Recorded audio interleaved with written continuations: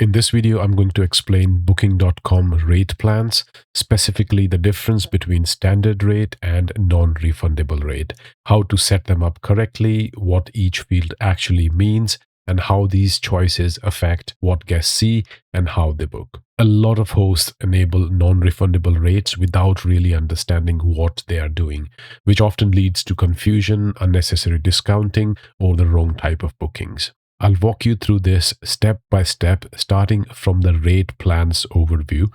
For that, you need to click on rates and availability here at the top, and then click on rate plans option. Now, this is the rate plan overview page. Think of this as the control center for how guests can book your property. Your standard rate is the foundation. Every other plan, including non-refundable, is usually built on top of this. And here you can see useful performance indicators like cancellation rate and net revenue. If you click on these numbers, it will keep updating them for that period, which will help you understand whether a rate plan is actually working for you or not.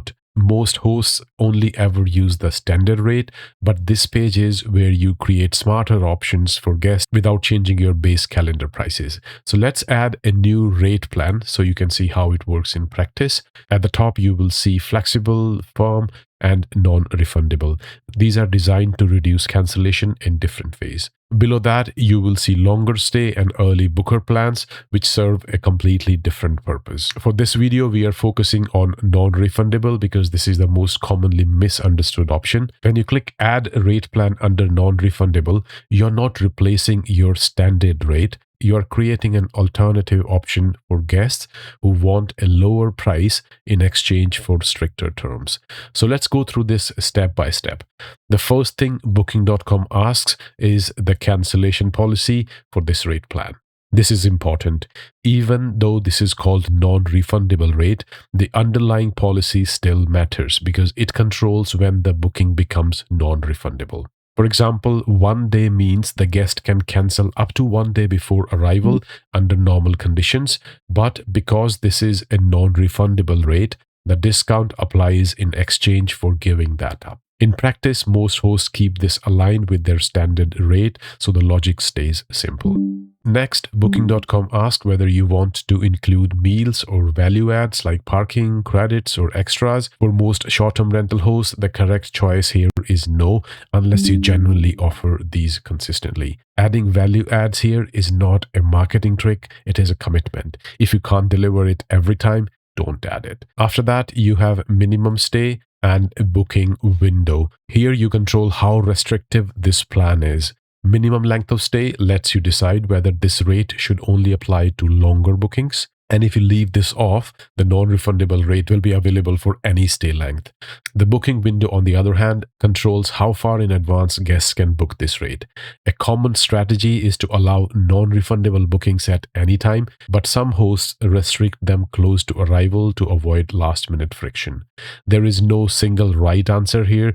It depends on how confident you are in your demand. And then next is price mapping. This is one of the most important screens in this entire setup.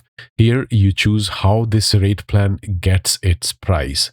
When you select based on any of my current plans and choose standard rate, you are telling Booking.com, take my normal price and apply a discount automatically. This means you do not need to manage prices separately and you don't need to map anything in your channel manager.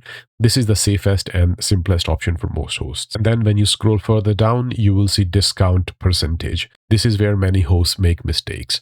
Booking.com suggests a 10% discount, and that's usually a sensible starting point. The key thing to understand is that this discount applies before taxes and charges, and it can stack with other promotions like Genius. A non-refundable rate should be attractive, but not so cheap that it undercuts your flexible options too aggressively. And after that, you have room selection and internal naming. Here you select which room type this rate applies to.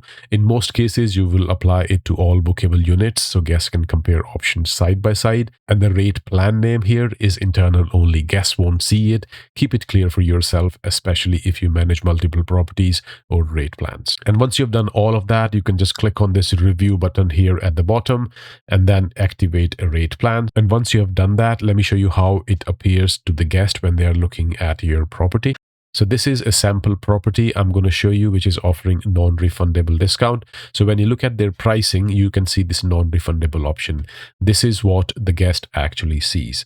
For the same room, they are shown two choices: a cheaper non-refundable option and a more flexible, higher priced option. Booking.com highlights the savings clearly, which helps convert guests who are confident in their dates while still protecting you from cancellation. This side-by-side comparison is why non-refundable rates work. Not because they are cheap, but because they give guests control. And to summarize, your standard rate is your foundation, and the non-refundable rate is simply a structured alternative built on top of it. When you set up correctly, non-refundable rates reduce cancellations without creating extra work or confusion. I really hope you find this video useful. Please like the video and subscribe for more no-nonsense Booking.com hosting tutorials, and I will see you in the next one.